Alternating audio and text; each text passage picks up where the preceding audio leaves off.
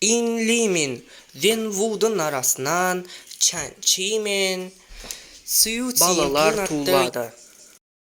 Дәрігер Джейн Фостердің анасы өлім құшады, ал өзі болса рак ауруына шалдығады.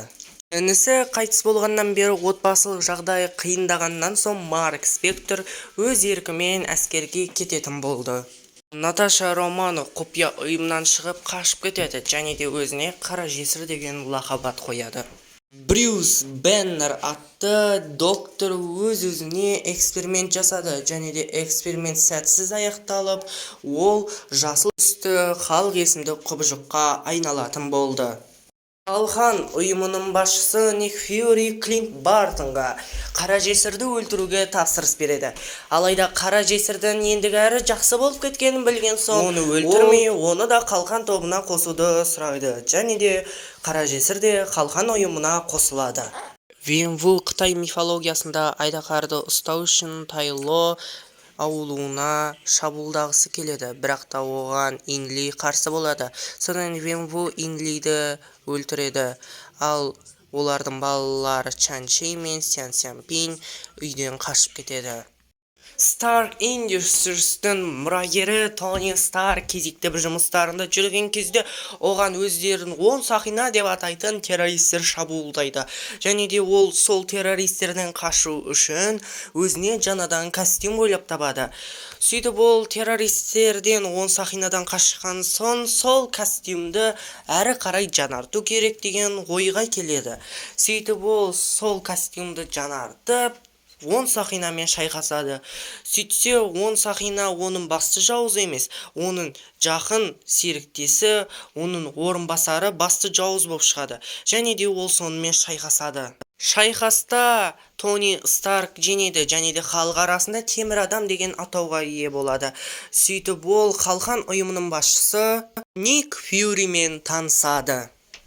Темір адам кезекті әлемді қорғау кезінде өзінің досы Роузбен бірге Иван Ванкомен шайқасады.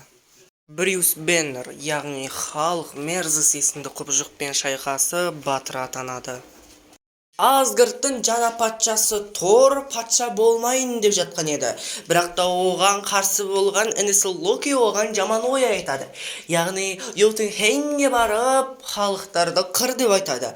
Оны Тор орындайды.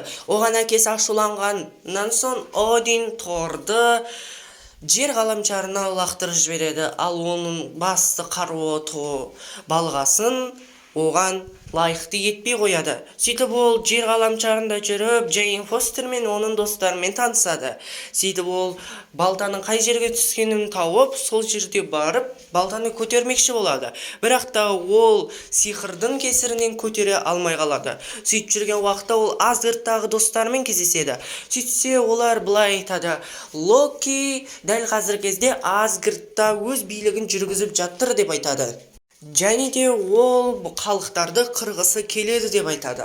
Содан оның еліне деген сүйіспеншілігі оянғаннан соң балтаны көтеруге қайтадан лайықты болады. Сөйтіп ол Асгардқа келеді.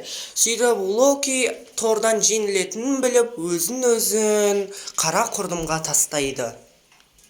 Ник Фьюри кек алушылар деген топ құру жайлы ойланады.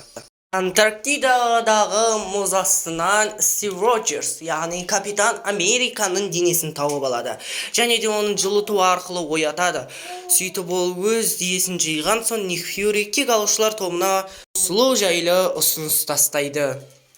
Локи қара құрдымға түскенмен тірі қалады. Содан соң ол сол жердегі Танс есімді титандықпен сөйлесіп, ақыл тасымен Читаури әскерлерін алып жер ғаламшарын жаулауға кіріседі.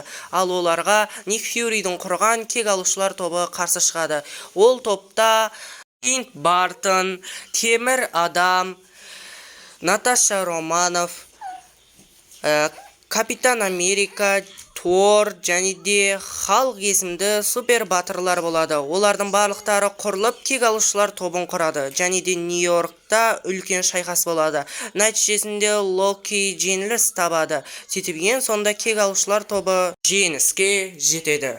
Нью-Йорктағы шайқас кезінде Клинт Бартонның жебені жоғары дәрежеде пайдаланғанына қызыққан Кейт Бишоп садақшы болуды армандайды. Және шайқас кезінде Кейт Бишоптың әкесі қайтыс болады. Нью-Йорктағы шайқас кезінде жерге шашылған Читаури әскерлерінің технологияларын қоқыс жинаушы Эдриана Тумс есімді адам жинап алып өзіне жаңадан құрылғылар жасай бастады. Капитан Америка өзінің Сэм Уилсон атты шәкіртіне сабақ үйретіп жатады. Сөйтіп ол бір күні қалған ұйымның басшысы Ник Фьюримен кездеседі. Және де Ник Фьюриді әлдекім атып оны жарақаттайды. Сөйтіп оның артынан қуалайды. Сөйтіп оны кездестіргенде ол оның да күшті супер әскер екенін біледі. Одан кейін Ник Фьюри қатты жараланғаннан соң қалған ұйымның көпшілігі өзгеріп кетеді. Яғни олардың барлығы сатқын болып шығады. Содан кейін ол Наташамен бірге Карнимзола атты программаны тауып алады. Содан кейін ол екеуі барлық шындықты біледі. Яғни қалғанның арасында гидра мүшелері бар екен, ал супер әскер ол оның досы Баки Барнс екенін біледі. Содан кейін Сэм Уилсоннан көмек сұрайды. Сөйтіп үшеуі бірге гидралықтарға қарсы шығады. Нәтижесінде қысқы әскер қашып кетеді, ал қалған ұйымы жабылады. Локиді Асгардқа әкеледі, және де ол Асгард түрмесіне қамалады. Темір адам Роудспен бірге әлемдерді қорғап жүреді. Бір кезде ол Олдрич Киллиан атты 10 сақина тобының мүшесімен де шайқасады, және де оны жеңген соң ұзақ демалысқа шығады.